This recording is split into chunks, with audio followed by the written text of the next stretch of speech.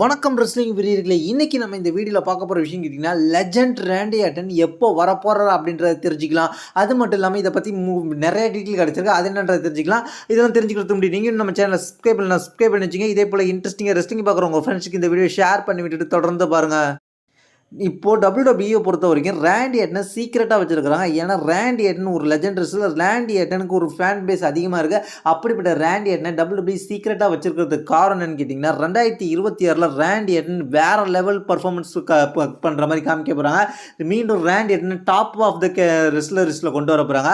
அதுக்காக தான் இப்போ வெயிட் பண்ணிட்டு இருக்காங்க. ராண்டி ஆர்டன் இப்போ எப்போ ரிட்டர்ன்ற மாரி இப்போ ஒரு ஹிண்ட் கிடைச்சிருக்குன்னு கேட்டீங்கன்னா, அடுத்த மாதம் ஜனவரி மாதம் ராண்டி ஆர்டன் ரிட்டர்ன் கொடுக்க போகிறாரு. அது மட்டும் இல்லாமல் ராண்டி ஆர்டன் ஸ்மாக்டவுன் ஷோவுக்கு கன்ஃபார்ம் பண்ணியிருக்காங்க. எப்போன்னு கேட்டிங்கன்னா, ராயல் ரம்பிளுக்கு முந்தின உள்ள ஸ்மாக்டவுன் ஷோவோட போஸ்டர் இப்போ லீக் ஆகிருக்கு.